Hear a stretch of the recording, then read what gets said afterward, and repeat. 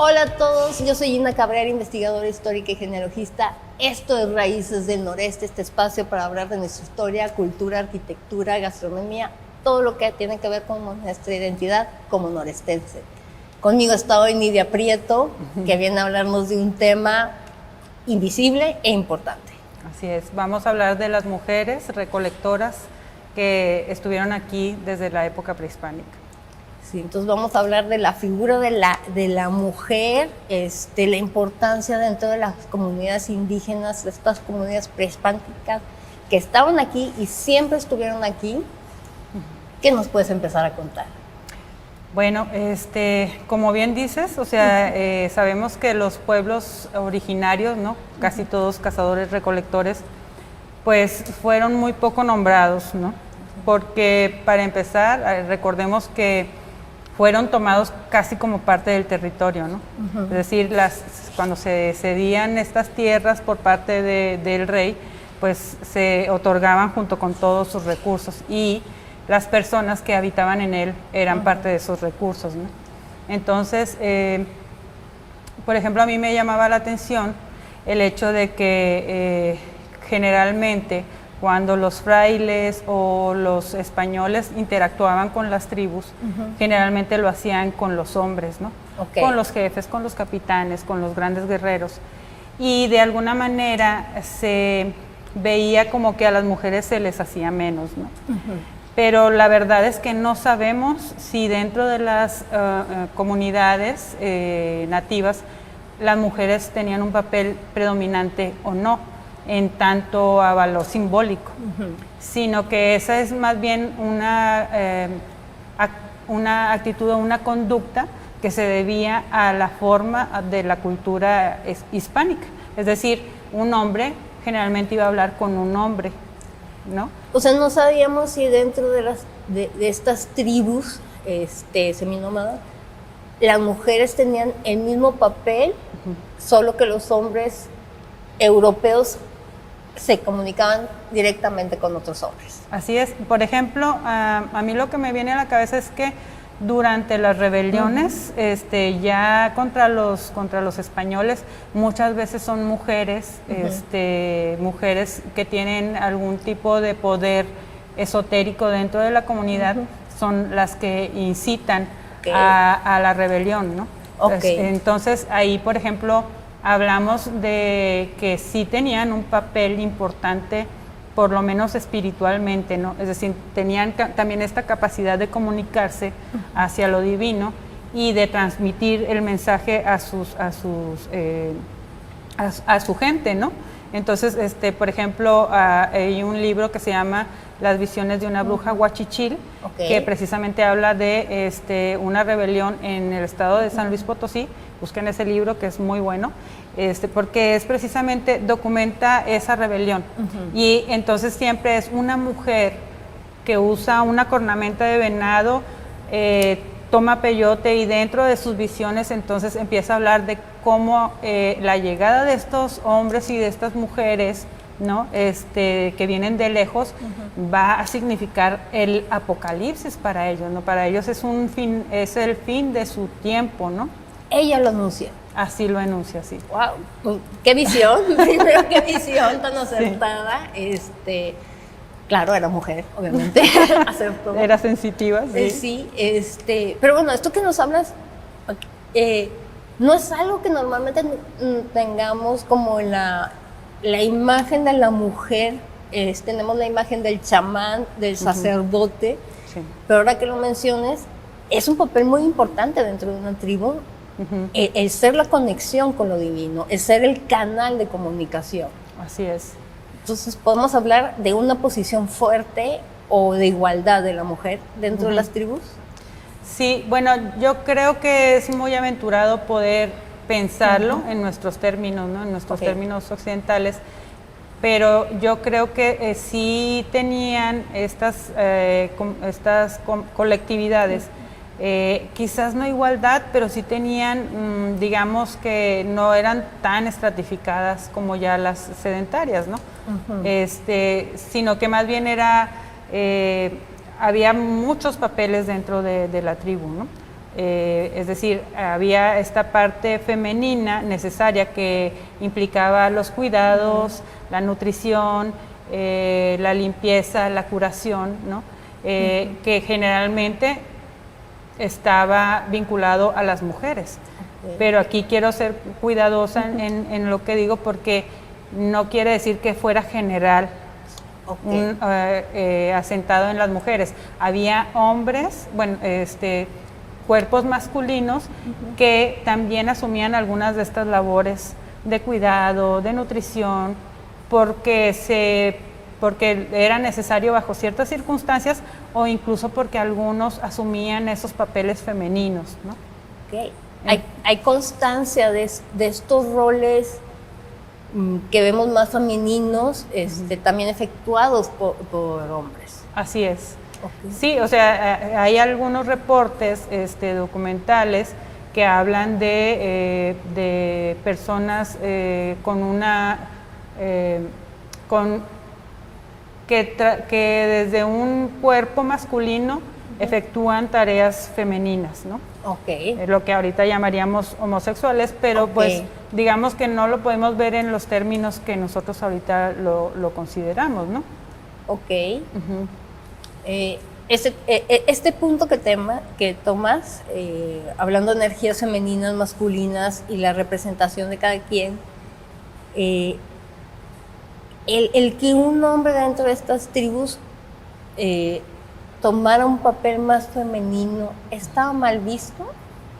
Yo creo que, te digo, de nuevo yo creo que habría que ser muy cuidadosos, porque al menos que yo sepa, no se ha documentado un caso de que se les violentara o que se les marginara de la tribu, sino más bien formaban parte de... por ejemplo, esta narrativa sobre una pareja de hombres está en el libro de La gente del mezquite, de Carlos Manuel Valdés, y él habla de que, o sea, estaban integrados a la comunidad, ¿no? Sin dar mucho detalle, ellos estaban ahí, vestían como mujeres y tenían una relación de pareja, ¿no? Entre ellos. Qué interesante, la verdad es que es algo que no me hubiera imaginado encontrar en esta plática, pero es muy enriquecedor, ¿no? Y nos abre un panorama muy completo y diferente de las relaciones dentro de una tribu, ¿no? Hablando de lo femenino, ¿cuáles eran las labores de la mujer normalmente dentro de una tribu? ¿Cuál era el día a día? Sí, casi siempre cuando hablamos de recolectores cazadores, se hace ya como esa división en general, ¿no? Es hombres cazadores, mujeres recolectoras. Y sí, en lo general era así, ¿no? Las mujeres estaban más vinculadas a la tierra, a buscar y conocer los ciclos de las plantas, del territorio, ¿no? A reconocer, por ejemplo, ciertos colores en el paisaje, que, por ejemplo, de la tierra, entonces hablaba de ciertos minerales, de ciertas propiedades que contenía la tierra, y por lo tanto de los nutrientes que podía tener las plantas, ¿no? Por ejemplo.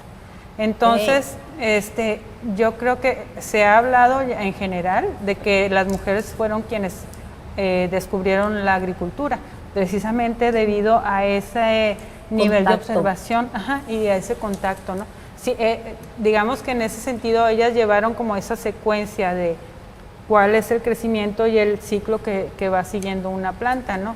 Y cómo jugar y experimentar. Entonces acá están muy vinculadas a la recolección, pero incluso también al descubrimiento de tecnologías para la conversión de alimentos, ¿no? Por ejemplo, el maguey, el maguey es una planta que nosotros así ahorita como urbanos no sabríamos cómo utilizar, y sin embargo era un elemento alimenticio muy importante.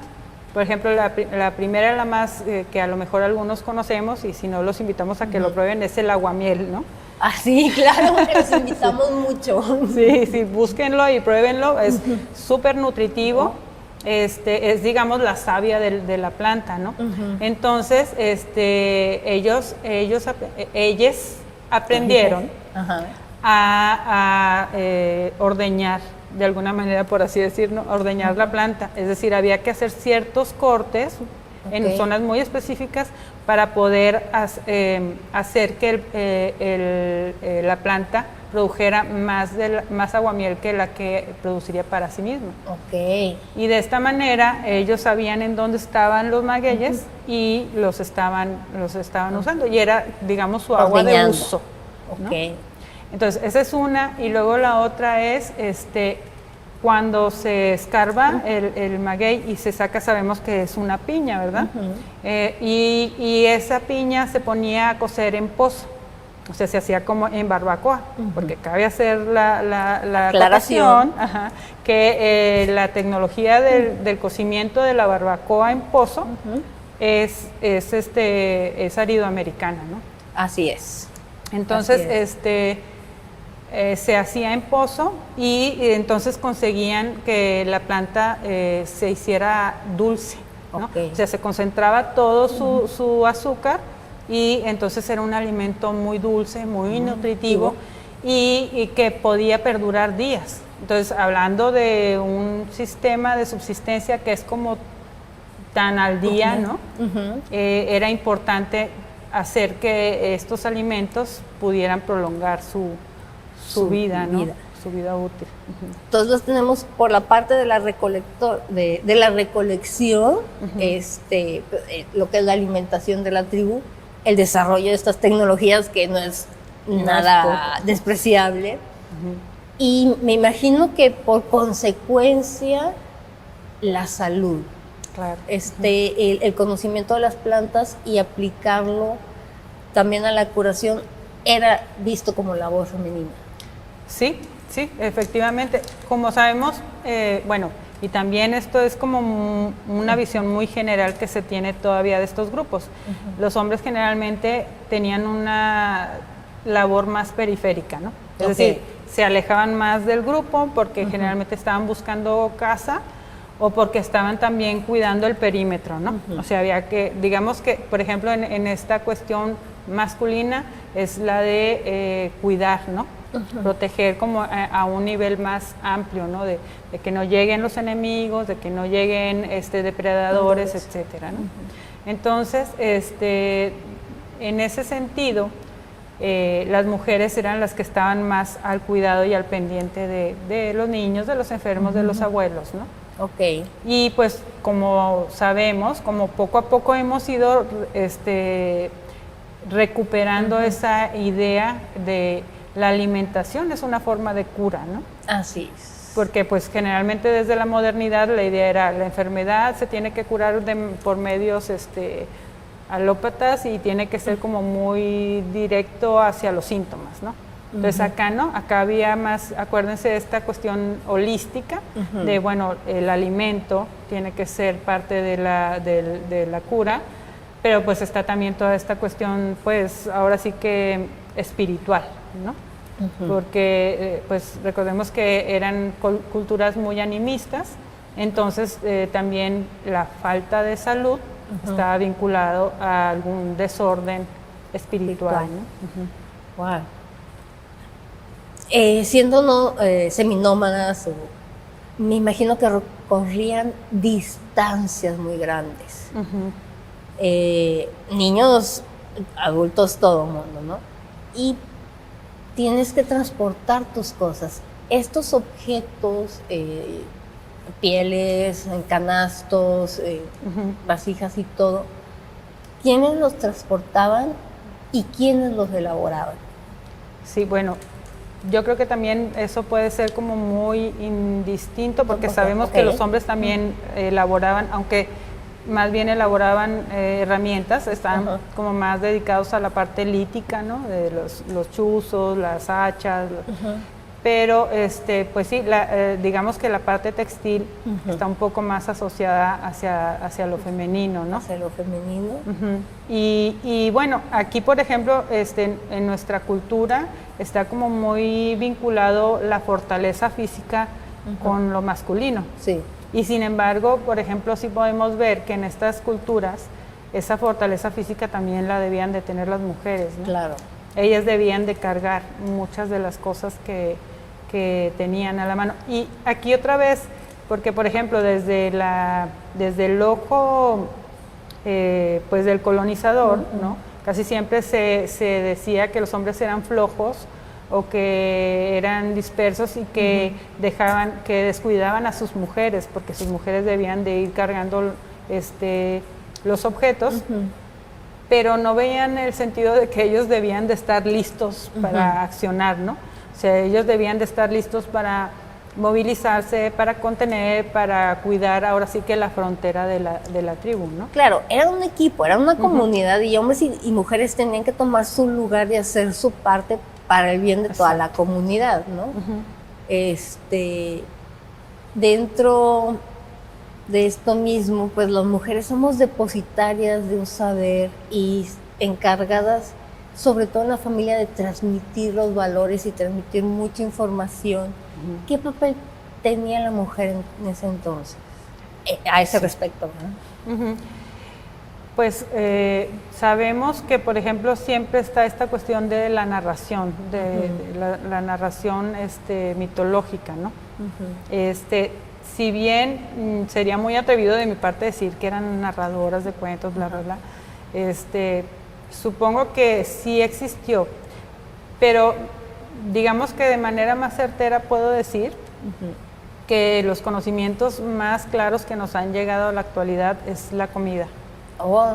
Sí, o sea, definitivamente, o sea, bueno, lo que ya platicamos sobre el maguey, ¿no? Sobre el agua de maguey, pero también está, por ejemplo, aquí, sobre todo en Nuevo León, todavía se siguen consumiendo las flores de palma, obviamente los nopalitos, ¿no? Sí. Las tunas, pero pues la barbacoa también es un tipo de alimento prehispánico, y los chacales, bueno, aquí les dicen los chicales, ¿verdad? Para yo los conozco como choales. Ah, ok. Sí. Bueno, eso es muy interesante porque es como que en varias regiones se les llama de manera diferente. Pero aquí todavía en el sur de Nuevo León hay una fiesta que se llama la fiesta de los chicaleros, de los viejos chicaleros, porque lo que ellos piden como ofrenda son chicales, ¿no? Es el caldo de los chicales. Entonces, digo, nada más para los que no saben que es un caldito con maíz quebrado, ¿no? Sí, así es. Y bueno, por ejemplo, también lo que pasa es que a lo mejor ya en nuestras generaciones no llega tanto, pero sí todavía se consumía mucho mezquite hace tiempo, ¿no? A mí me tocó como niña, así de que andar jugando, treparme a los mezquites y andar buscando las vainas, ¿no? Las semillitas. Sí, sí, ¿no? Comértela, así como cuando comemos caña de azúcar, pero era el mezquite y era ir buscando, ¿no? Los colores, o sea, fíjate, eso es como parte de esa sensitividad que sí nos quedó, ¿no? O sea, recordar qué colores están asociados con qué sabor. Por ejemplo, yo me acuerdo que a mí me gustaban unos que eran medio dulcitos y medio ácidos. Entonces, tenía que ser medio rojito, pero todavía un poco verde, y entonces encontrabas ese sabor particular, ¿no? Y ya si estaban muy secos, pues ya eran entonces más dulces. Y entonces todavía en algunos ranchos se sigue consumiendo el mezquite cocido.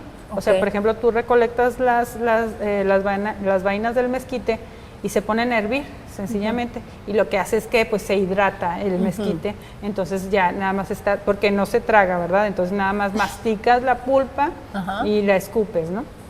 Pero fíjense, hasta dónde llegaba esto, porque generalmente lo que se hacía era, cuando había abundancia, por ejemplo, como en esta temporada, que eso es muy extraño, ¿eh? Por ejemplo, ahorita para nosotros esta es una temporada muy difícil por el calor, porque es muy, muy extenuante, muy duro, pero para ellos estas eran las épocas de abundancia. Para ellos el verano era la época de abundancia, de riqueza, era así como que iba a haber fiesta, de seguro, ¿no? ¿Por qué? Porque iba a haber tunas, porque iba a haber mezquites, porque iba a haber maguacatas, que ahorita hablamos de las maguacatas también, y muchas otras plantas que ni ahorita nosotros ni conocemos, ¿no? O que ya no les damos ese valor nutricional.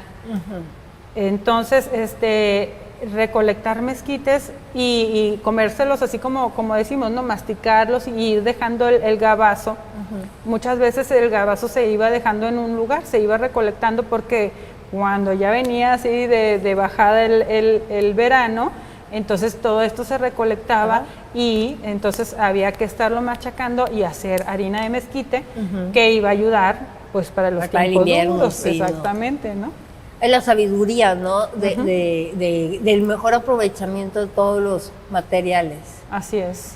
Oye, digo, es que podemos, ya empezando a hablar de comida, podemos estar hablando horas, y si empezamos a hablar de tradiciones también. Quiero tocar un poquito el tema de las guerras. Antes de que llegaran aquí los europeos, aquí había tribus, siempre hubo conflictos, y siempre en estos conflictos tenemos que parte de la ganancia son mujeres y niños. Platícanos la razón de esto. Ok. Yo creo que también, y esto viene más como de la imaginación, como de tratar también de entender los datos desde una visión más allá del prejuicio mismo de quien los escribió, ¿no? Y habría que entender la guerra también de forma muy diferente a cómo la concebimos nosotros, ¿no? Así es. Es decir, desde el occidente una guerra implica dominar al otro y casi que exprimirlo, ¿no? Y estar ahí sobre él y convertirlo y dominarlo. Y acá sí había esto, pero era más ritual. Claro que también era destructiva, pero sí tenía un sentido como de una ruleta rusa. O sea, era como no sabes en qué momento te van a asaltar los de otra tribu, ¿no? Y por eso volver a remarcar la importancia de esos hombres flojos que andaban por ahí paseando, esa era su labor, ¿no? Esa era su labor. Entonces, ya desde ahí, si otra tribu lograba tomarte por sorpresa, pues algo estaba fallando dentro del grupo, ¿no? Ok. Entonces, y bueno, es cierto, parte del botín, pues eran las mujeres y eran los niños, porque tenían un valor como mano de obra, o sea, tal cual, ¿no? Es decir, en este sistema de subsistencia del día a día, entre más manos tienes, pues puedes generar más riqueza, más abundancia, ¿no? Más capacidad de sobrevivencia de la comunidad. Y luego, pues recordemos también que tenía una función de buscar, romper la endogamia, ¿no? Claro. O sea, había que buscar mujeres fuera, ¿no? Entonces, para mejorar, ahora sí la cuestión genética también. Este modo de vida milenario, estamos hablando de estas tribus prehispánicas, tuvieron el mismo estilo de vida, no solo siglos y siglos, miles de años, y llega este enfrentamiento que las mujeres sabias supieron ver. Sí. ¿Cómo cambia la vida de las mujeres? Bueno, y yo creo que también la llegada de la colonia también tenemos que irla matizando, creo, porque también como el discurso siempre fue, es que estos indios son tan fieros y son tan salvajes y siempre estamos en guerra con ellos. Pero sinceramente creo que los documentos a veces nos dicen que esa era una visión un poco exagerada, ¿no? O sea, sí hubo, pero también la verdad es que los colonizadores no pudieron haber sobrevivido a este territorio sin la alianza con tribus nativas. El conocimiento de sobrevivencia en el noreste, en Aridoamérica, o sea, no es lo mismo, nunca fue lo mismo llegar como colonizador o conquistador a Mesoamérica que a Aridoamérica. Las condiciones son completamente diferentes y como tú lo mencionas, pues no, el europeo no pudo haber sobrevivido y sin embargo afectó mucho su llegada también con las enfermedades. Sí, totalmente. O sea, inclusive se habla que llegaba primero la enfermedad que el europeo, ¿no? Ujú. Y se habla de porcentajes altísimos de pérdidas por enfermedad, tanto como que por enfrentamientos, ¿no? Ujú. ¿Tenemos algo escrito o tenemos alguna narrativa de algo de cómo se cuenta de parte de esta comunidad este encuentro, toda esta problemática? Sí, pues hay muy poco, ¿no? Casi siempre la voz es la voz de los colonizadores, ¿no? Son muy pocos los nativos que cuentan la historia desde su punto de vista, ¿no? Por ejemplo, el doctor Carlos Manuel Valdés es de los que ha trabajado de manera muy exhaustiva buscando estos datos que permitan también tener en cuenta la voz de los nativos, ¿no? Pero sí son realmente muy poquitos. Pero fíjate, por ejemplo, él cuenta sobre un documento en el que un cacique solicita que vaya a su tribu a trabajar un par de maestras, porque quiere que sus hijas aprendan a leer y a escribir. Entonces, no estoy contestando directamente tu pregunta, pero lo que pasa es que a mí me interesa también como ver con matices esta historia, ¿no? Porque sí hubo guerra, claro que hubo guerra y fue muy cruenta y, o sea, sencillamente hubo un etnocidio tremendo aquí. Así es. Un etnocidio, pero por ejemplo, volvemos a lo mismo, yo siento que estas mujeres de alguna manera se metieron en la cocina, se metieron en los saberes, y parte de esa cosmovisión, parte de esos saberes están ahí por ellas, como reproductoras culturales, ¿no? Y parte de la integración, ¿no? Sí. Entre el europeo y el natural, o sea, esa integración, pues la mujer es la que al final de cuentas va a buscar hacer para sus hijos, para su descendencia, encontrar la mejor solución de convivencia, ¿no? Sí, sí, de hecho, por ejemplo, sí se sabe que muchas veces son las mujeres las que hablan con los caciques y es como tenemos que ir a negociar, ¿no? Tenemos que irnos a la misión y empezar a relacionarnos, ¿no? O también está esta estrategia de buscar casarse, por ejemplo, con los tlaxcaltecas, ¿no? O sea, se sabía que ellos tenían una mejor condición ante la corona, entonces pues era como pues hay que buscarle por ahí. Porque, por ejemplo, volviendo a lo que hablábamos de la guerra, por ejemplo, esto es muy interesante porque precisamente esta búsqueda de la exogamia, ¿no? De buscar mujeres fuera de la tribu, era una ventaja también en relación de decir, tenemos parientes con los cotonames, tenemos parientes con los janambres, tenemos parientes con los Ampapacaeme amiguas.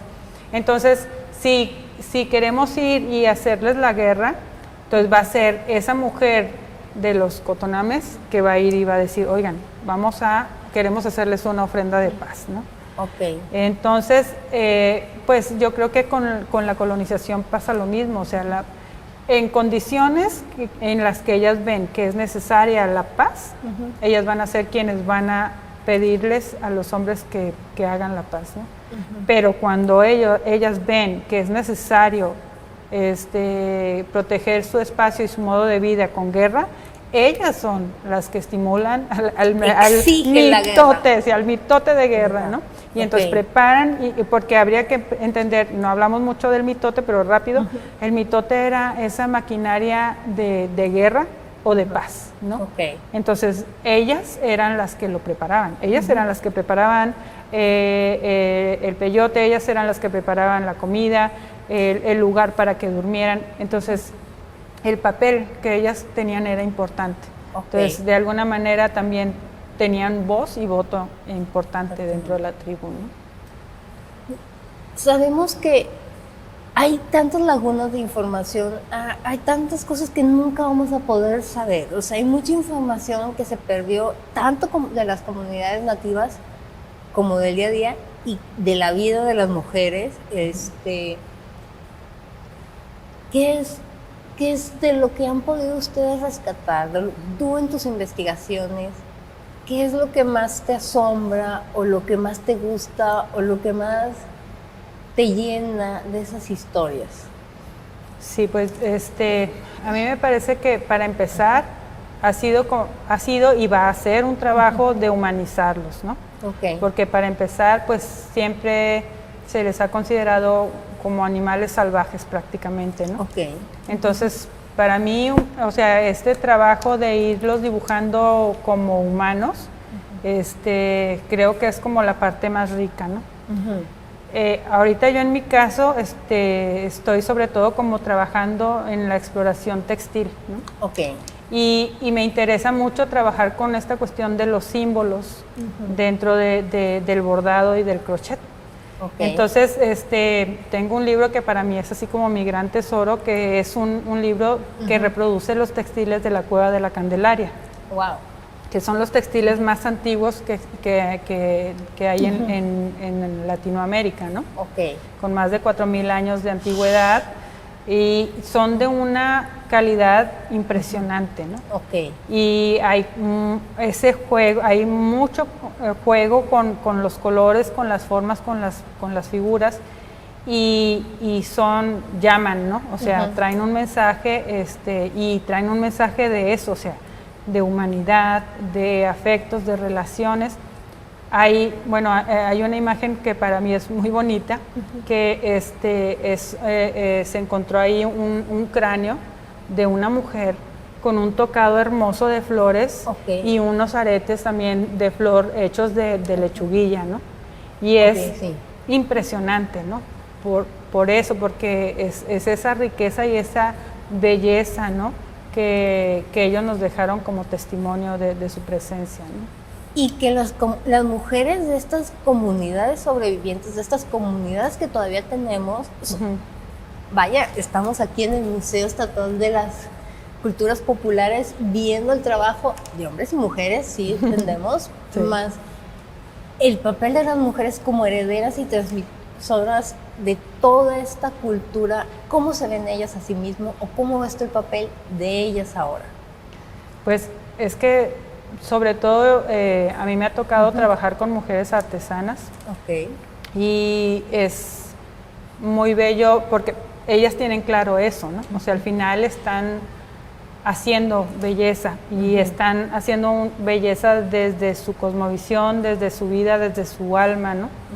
Y eso yo creo que pues han sido tan marginadas, tan despreciadas desde nuestra cultura, ¿no? Aún en la actualidad seguimos discriminándolos, ¿no? O sea, seguimos discriminando nuestra parte indígena que está dentro de nosotros. Así es. Entonces, yo creo que es un mensaje siguen siendo ofrendas, como aquellas ofrendas de paz que le querían decir al otro, oye, aquí estoy, eres bienvenido, ¿no? Compartamos este territorio. Yo creo que para mí la artesanía y los objetos siguen siendo esa ofrenda de paz, ¿no? Entonces, y aquí lo hago como comercial, o sea, por favor no les regateen a los artesanos, ¿no? No, jamás. O sea, su trabajo es hermoso, viene de sus manos, de sus ojos, de su corazón, y de culturas milenarias que tenemos que respetar y integrar, ¿no? Claro, mira, se habla mucho de que Noreste no tiene historia y que aquí no tenemos pirámides como culturas de Mesoamérica y todo. La historia que nosotros tenemos es anterior a las pirámides. Claro.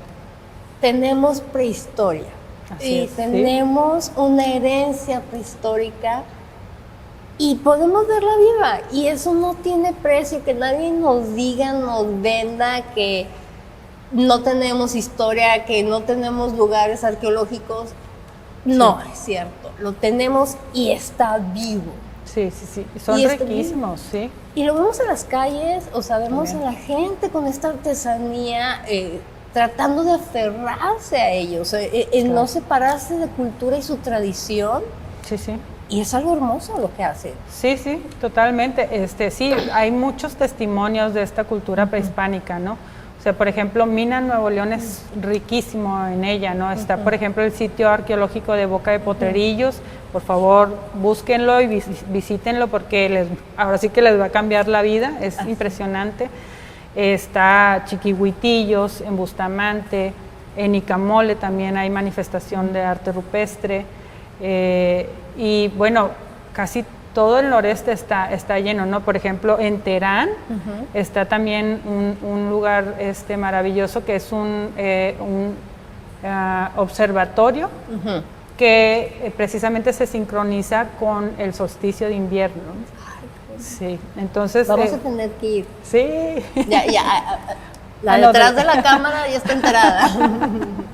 Está en Terán. De hecho, en Terán se ha descubierto una de las protociudades más antiguas de América también, ¿eh? Wow. Sí, pero pues como son reportes del INAH que todavía están como muy cerrados, pero pronto tienen que salir a la luz, ¿no? Está en Terán, hay en Aramberri también hay cuevas, ahí se encontraron cuevas con entierros y también, o sea, con textiles, con manifestaciones cerámicas muy, muy bellas, ¿no? Tenemos Nuevo León el segundo lugar a nivel nacional en arte rupestre. No es nada despreciable, es algo de lo cual sentirnos muy orgullosos. Sí, bastante, porque precisamente son piedras labradas. Entonces, la verdad, son manifestaciones de arte que no están hechas desde una lógica salvaje, primitiva, instintiva. No. O sea, ahí hay un nivel de arte y de simbolismo muy rico, ¿no? Sí, sí. Bueno, ya nos estamos metiendo también a arqueología, ¿cómo se dice? Astronomía, sí. Todo lo vamos a estar viendo, la verdad. Sí. Solo que, bueno, todos los temas se integran, ¿no? Claro. Y muchas gracias, muchas gracias. No sé si nos puedas recomendar para todos nuestros amigos que quieran investigar un poco el tema. Es un tema complicado. Sí. ¿Alguna bibliografía? Sí, bueno, por ejemplo, para nosotros, así uno de nuestros pilares en cuanto a libros es La gente del mezquite, de Carlos Manuel Valdés. Y bueno, este autor tiene varios textos muy interesantes, como el de Los bárbaros, la iglesia y el rey, que también habla precisamente de esa interacción cuando llega a la colonia. Ahí viene, por ejemplo, esta carta que les digo de un general chichimeca que pide que una maestra para que escolarice a sus hijas. Y luego, por ejemplo, desde Tamaulipas también está el libro que se llama Los indios del delta del río Bravo, que también es muy importante porque ahí se exponen cada una de estas tribus y cuáles son las características de cada una de ellas. Y aquí en Nuevo León hay un trabajo muy bien hecho que es el que se llama Fronterización, es un libro de Cecilia Sheridan. Muy bueno. Y es un listado exhaustivo de las tribus. Sí. Y además trae unos mapas que son maravillosos porque nos hablan de las correrías que tenían estas tribus. Entonces, y las interacciones que había con los españoles. Ahí es muy interesante porque ella va documentando varias fuentes, varios documentos y habla cuando había guerra, cuando había paz, cuando se integraban a una misión o cuando desertaban. Entonces es una forma muy interesante de ver cómo ellos veían el territorio, ¿no? Ellas veían el territorio. Nadia, tú sabes cómo te aprecio. Igualmente. Nos la pasamos muy bien, en cámara si fuera. Sí, gracias por estar aquí. La verdad es que el tema es muy, muy padre, es muy ignorado. Ha sido... Sí, como decíamos, las culturas indígenas han sido muy invisibles. Todavía la imagen de la mujer o el papel de la mujer todavía ha sido más invisibilizado. Y somos el 50% de la población. Así es. Así es. No sé cómo lo logramos, pero lo logramos, ¿no? Está complicado. Muchas gracias por aquí. Esperemos que vuelvan muy, muy pronto. Sé que Claro. tenemos muchos otros temas que nos encanta platicar. Sí, sí, sí. Gracias. No, gracias a ti por el espacio, gracias porque tú como mujer te empoderaste y tomaste este espacio, entonces gracias por prestarnos la silla y este momento en cámara, ¿no? Abierta para ti y para todas las mujeres que Claro. quieran venir a hablar de historia, geografía, cultura, arqueología, lo que quieran, nos pueden contactar, si son hombres también. Nos mandan un mensaje, lo ponen aquí en Facebook abajo, después de suscribirse y darle clic a la campanita que va a estar como por aquí. Sigan en las redes sociales, Facebook, Instagram y YouTube. Y nos vemos la próxima semana. Cuídense.